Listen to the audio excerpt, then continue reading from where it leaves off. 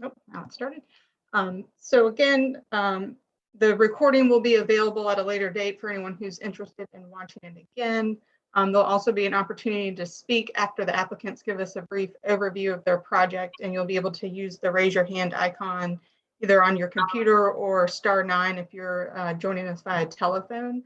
If you'd like to receive updates for this project, and I'll mention this multiple times throughout the meeting as new folks join us, feel free to either include your email in a chat to me, email me directly at rainyc@charlottesville.gov, which was included in the letter that you received, or you can call me at 434-970-3453. So just to start out, I'll note what we're looking at right now is a final site plan for what is currently a by right project to build a new apartment building with under structured parking at 715 6th Street Southeast. So I will pass it to Ashley and her team to give us a brief overview of the project, and then we'll open it up for questions and comments.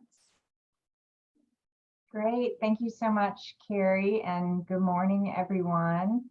My name is Ashley Davies. I am with Riverbend Development. Also have a group called the Affordable Housing Group, and we are the development partner of the Housing Authority for this site. And before I get into describing our process and what we are doing here, we do have several members of our team with us this morning. So I'm gonna just recognize each one of them and they can say a brief hello. Brandon, do you wanna start? Sure. Hey, everybody. I'm Brandon Collins. I'm the new redevelopment coordinator for the Charlottesville Redevelopment and Housing Authority. I'm happy to be here and happy to be working on this project. Our resident planners at 6th Street have been working diligently on this plan, and I think it really reflects CRHA's approach to resident-led planning, and we're confident that this is the best use of this site. Thanks, Brandon. Kathleen, can you say hello? Hello, I'm Kathleen Glenn Matthews. I'm the Deputy Executive Director of the Housing Authority. Looking forward to getting started. Wonderful. And Shelby's here as well. Shelby, can you say good morning? Good morning, everyone. My name is Shelby Marie Edwards. I use she, her, and hers, and I'm the Executive Director of FAR, the Public Housing Association of Residents. Great. I see Mr. Sales is here. Good morning, everyone. My name is John Sales. I'm the Executive Director of the Housing Authority. And next on my screen is William. Good morning, everyone. William Abrahamson with the Grimm & Parker Architects. Pleased to be working with CRHA and FAR on this project. All right, and next is Jessica. Hi, everyone. I'm Jessica Danko. I work for Timmons Group. We're the civil engineer in the project. Thanks, everyone. So yes, good morning. We are very happy to be here and super excited to get started on the 6th Street site. Even though the site plan for this site went in recently, we've been working with the residents of 6th Street for several months now as they have looked at the site, and they've been very diligently working on designing both the site plan for this area of the project, as well as looking at the building design with Grimm & Parker. So as Brandon mentioned, all of our projects with the Housing Authority are a resident-led design process. So that is working with residents of this site. And it's been a really, really great process so far. And what you see on the screen here is the results of that process so far. So the site location, as Carrie mentioned, it's here at the corner of Monticello Avenue and 6th Street Southeast. It's a 1.28 acre portion of the existing site. Do you want to go to existing conditions for a moment? Thank you. Okay, so yes, this screen shows the overall site with the existing townhouse units, and that overall site I think is about so it's almost 4 acres. We're currently looking at this front portion of the site, which I said is a 1.28 acre site, and that would include the demolition of 6 of the existing townhouse units. And the reason we're taking this approach is because we want to ensure we have a promise and a priority to the residents of public housing that no one will get displaced through the redevelopment process. And so in the case of 6th Street, we're able to demolish one portion of the existing townhouses because we have either some existing vacant units or available space for those families. So that's definitely a priority that we've honored on all of our projects so far, but it does mean that we tend to look at the site in phases. So, so as you can see, the front portion of the site is that's where kind of the existing garden space is, and then the rest of the site is where the existing units, and there's some play space and a community building kind of on the back portion of the site. So do you mind going back to the regular site plan now?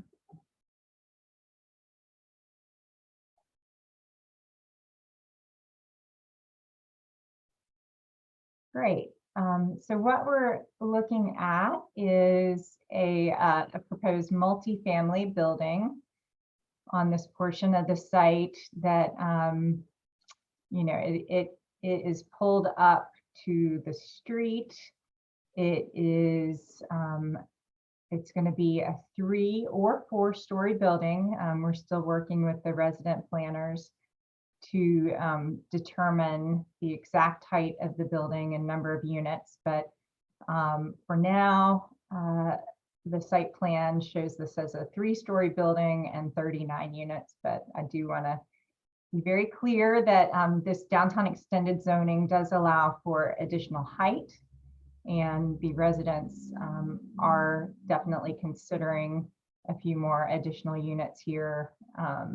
But in any case, it would be a maximum of a 4-story building, and it's a combination of 1, 2, and 3 bedroom units. And the building also is over parking that's buried underneath. It's below grade. It's below the Monticello Avenue grade. So you can see that you would enter off of Monticello, pull down under the building where we have 40 parking spaces. There's bicycle parking and storage.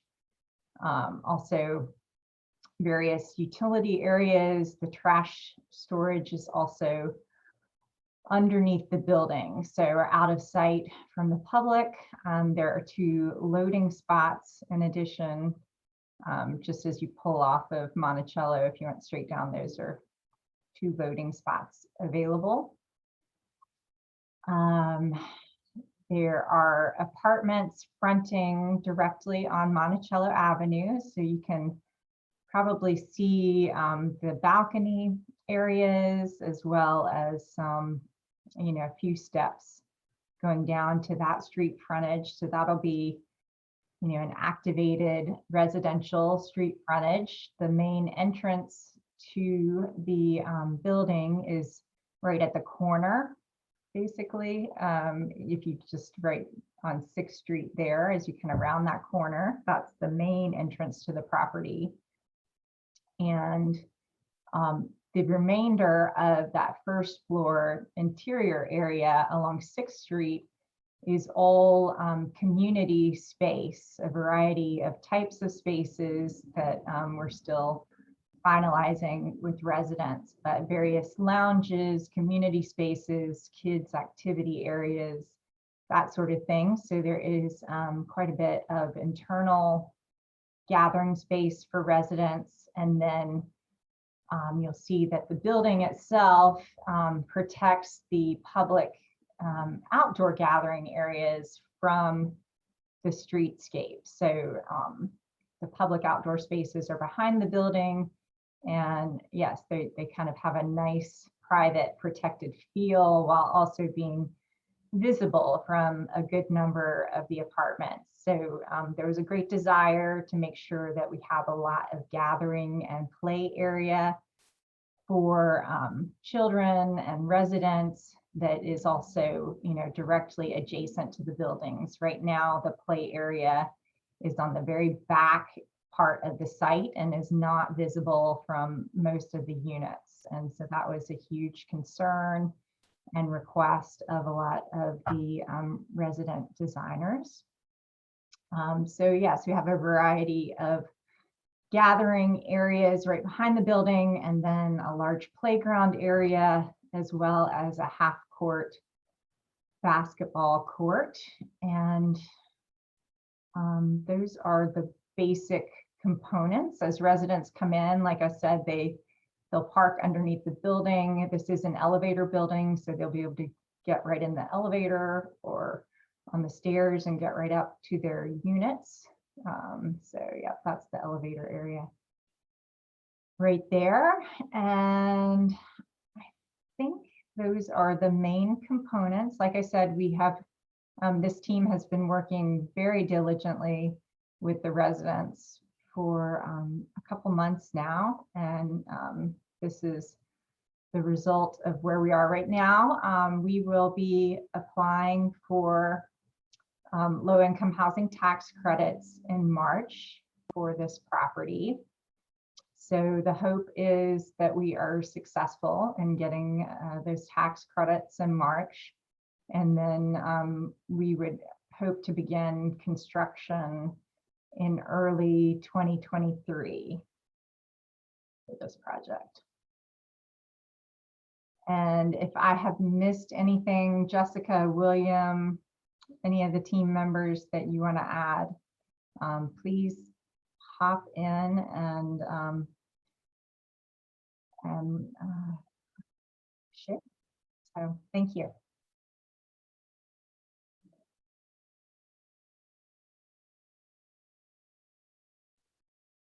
Thank you, Ashley. It sounds like no one else on the team has anything to add at this time. So we will open it up to questions and comments. Again, for those who have joined us later on, if you would like to receive updates for this project, please send me your email address either via the chat in this meeting, via my email address at rainyc@charlottesville.gov, or you can call me directly at 434-970-3453. At this point, if you would like to ask questions or make comments, please use the raise your hand icon. If you are calling in via the telephone, that would be *9.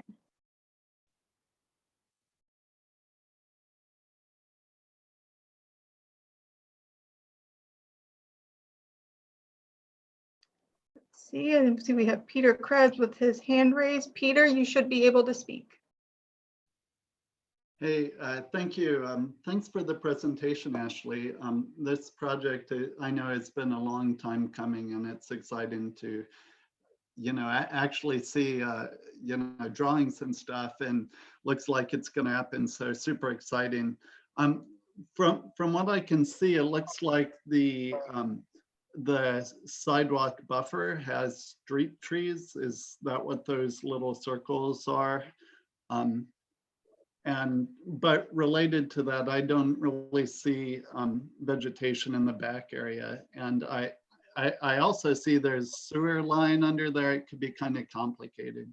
What are you guys thinking in terms of having, planting or some kind of we're not going to have agriculture going on there in a full-on way like it is now, but okay, I do see trees in the back, so that's awesome. Thank you. What are you guys' thoughts, and what have residents had to say about like the vegetative, the garden stuff? So I'll answer partially and then probably hand it over to William. But as you can see on the notation, so the up front, those are the existing street trees, which they're saying will remain. And then what you're seeing here is just what meets the, I guess, the standard city landscape requirements, but we do have a landscape architect engaged that will be working with residents on much more extensive landscaping kind of above and beyond city requirements to make these spaces really inviting and pleasant all around the building. So William, did you want to add anything? Yeah, I'd be happy to. Our goal, is to make this a really, a really inviting space for the residents to rely on trees for shade, for the play areas, and for the hardscape that is in the back. We just started engaging with a landscape designer, and the goal is to minimize hardscape and maximize opportunities for plantings wherever possible throughout the rear, which is going to be a very active space. As you mentioned, currently there's some gardens. We're looking at opportunities for that in future development on the site, and also trying to provide wherever on Monticello planting zones for the residents on their porches and stoops. So kind of a mix of a very small box plantings, but also ornamental plantings between the sidewalk and the building. So we're hoping, and we've discussed with the landscape architect, how to have a really diverse native set of plantings all around the site.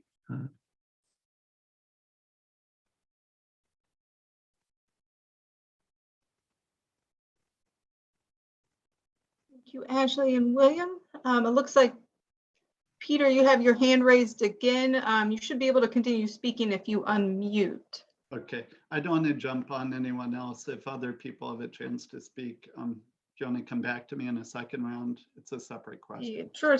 So far, we have no other hands raised, but anyone who would like to speak, please use the raise your hand function or the *9 on your telephone. It looks like, oh, Yeah. David Getsky. Let's see. David, you should be able to speak if you unmute your microphone. Yes, thank you. It's an exciting project, but should you plan to add another floor and additional units, where will the parking allowance for those additional units be? Because it seems like you're already at a 1-to-1 ratio with all of the existing units. And also, if you could speak to the redevelopment of the rest of the site at some point, that would also be quite interesting. Thank you. Thanks, David. So you are correct regarding the parking ratios. In terms of the site plan requirements for adding a couple of units to the site, it doesn't increase the actual parking requirement because they're affordable units. However, we do have some additional parking available on the rest of the site. So we would look at solutions to make sure that everybody has parking available. And then we are also just starting the process. William's team at Grimm & Parker has just started the process with residents to look at a conceptual master plan of the entire 4-acre site. So those conversations are just beginning to kind of understand what the overall needs are for that area. I don't know if you had any specific questions about master planning or just wanting to see that document once it's published. Thank you, Ashley. And I will, just for a note of clarification, Ashley is referring to our parking modified zone in terms of parking requirements.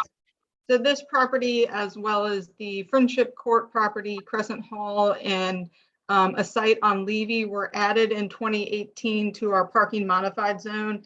And that zone does not require parking for affordable units. Our maps are still being updated. So if you're looking at our zoning map online, you won't see those areas included right now on the map. However, we do have a resolution from council from 2018. I can share that with anybody who's interested, approving those properties. We also have a few questions in our question and answer box that David, if you're done speaking, I will read those, but I just want to give a chance to make sure you do not have additional questions. No, go ahead. Thank you. Great, thank you. So let's see, Ashley, I'm not sure if you can see these questions as well, but we have, looks like 3 from Jude Henson. 1, will there be any commercial or shop fronts? Can you speak more to addressing the pedestrian corner at Monticello and 6 to get perhaps stop signs, because we have an issue with cars not stopping for pedestrians?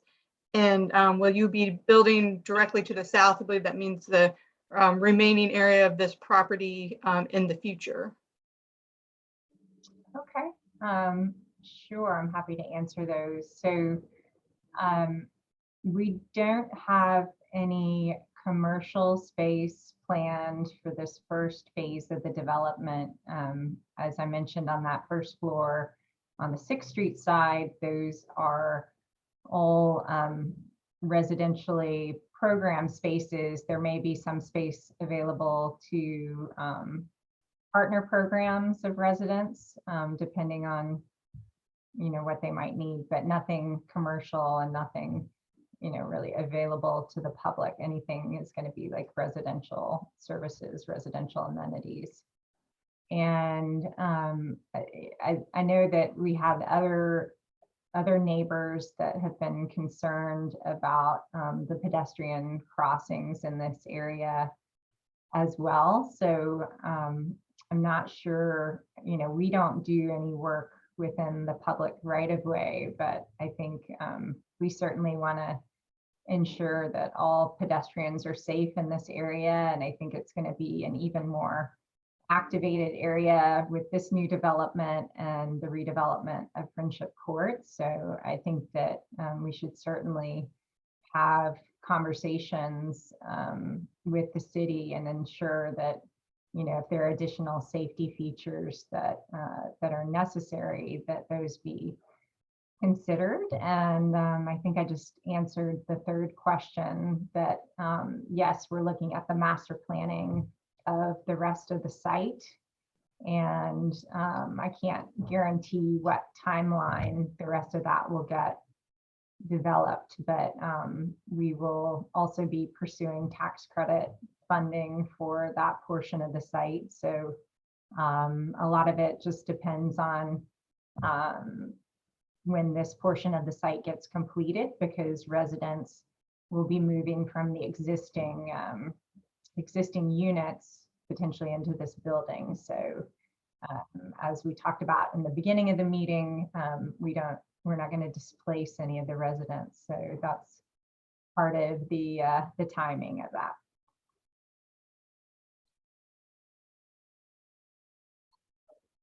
Great, thank you, Ashley. One other item on that, Ashley. It's not exactly commercial, but one of we are looking at different partnerships on the site, one of which is with, you know, the urban agriculture, and perhaps hoping to have a partnership that has a booth or space for a farmer's market or in food to the residents and perhaps the public. And I think that's true, or there's something like that on a lot of the public housing sites currently. Obviously, it might be a slightly different evolution in the future, but that's very important. Thanks, William. Great, thank you, Ashley and William. If anybody else would like to speak, again, please use the raise your hand icon or *9 on your telephone. Let's see. Peter, I'm not seeing any additional hands, so if you would like to speak again, that would be fine. Awesome, thank you. So I was wondering if you could talk a little bit about the articulation of the facades. I heard some words that I really love to hear, which is porches and stoops, and potentially wondering if there could be balconies. And it's really that previous question was actually really timely, because I think actually having a little bit more connection between the housing and the sidewalk is actually going to help with the speeds on Monticello Avenue. Right now, the housing in that area, except for the single family homes, is very, very separate from the street. Could you talk a little bit about the connection between the building and the sidewalk? William, would you like to take that? Sure, I'd be happy to. Yeah, in speaking with the residents, and this has very much been a resident-driven process. The outdoor space or access to the outdoors was very important. So every unit has a balcony or a porch in this building. The small, even though this is just the first floor plan, those little rectangles do stack. So every unit going up has a balcony, which is a little unique nowadays, and isn't the cheapest option, but it's definitely something we want to make sure is provided for the residents per their description and their needs. So that's one reason all those little steps, all those bumps and steps are there on the facade. It does give visual interest. It gives opportunities for residents to engage with the street, at each level. And yeah, that is definitely something we noted on the site on some of our first visits. It is a long blank space on both sides of the street in many respects. Hopefully this will help with that. And at the first floor, understanding that the Friendship Court redevelopment is going to change pedestrian traffic patterns, and the Ix building will continue to drive foot traffic on the street. As hopefully the city continues to develop their pedestrian infrastructure and bike infrastructure. At the same time as we're engaging with it, we do want to provide a buffer using plantings at a small scale, allowing conversation above it, but still some buffer to those first floor units. And I also forgot to mention that all of our new construction is going to be Passive House certified. So it'll be a very energy efficient building, as well as we look at, putting solar panels on the rooftop as well to handle some of the energy needs.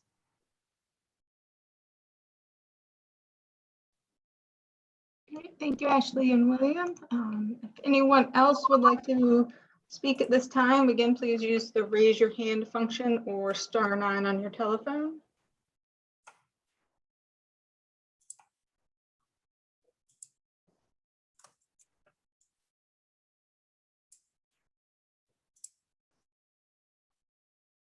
Okay, let's see. At this point, we have no additional hands raised. Ashley and your team, is there anything else you would like to note at this meeting? We've covered everything that I can think of. Does anyone else want to add anything?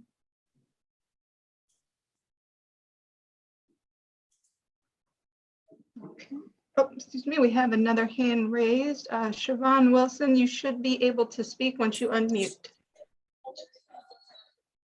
Can you guys hear me? Yes. I just want to say I appreciate all you guys' hard work and everything you're doing. I look forward to seeing the changes. I'm really excited. That's all. Thank you.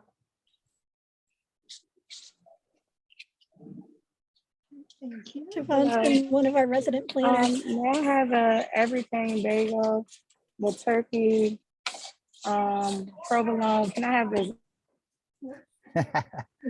Thank you, Siobhan. I want again, one of those anyone- here.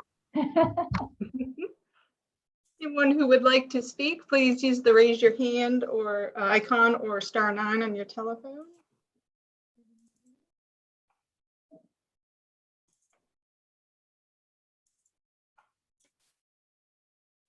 Okay, it looks like we have no other speakers at this time.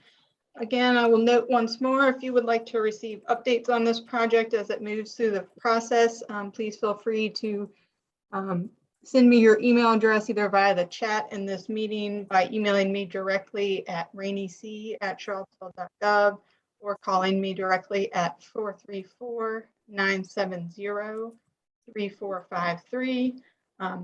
Just as an update as to where we are now, as Ashley mentioned, this plan has been submitted and is under review by our staff team. So within the next week, we will be providing a comment letter to the applicant team regarding this plan. And again, if you sign up for updates, those are the sorts of things you'll receive: a copy of the plan, or excuse me, the comments, a notice when a new plan comes in, and details like that. And otherwise, since I still do not see any additional hands raised, I will say thank you everyone for attending. Please feel free to reach out to me or Ashley via the email and phone contacts in the letter, or those I've just listed, if you think of additional comments, questions throughout the process, and we'll be happy to get back to you.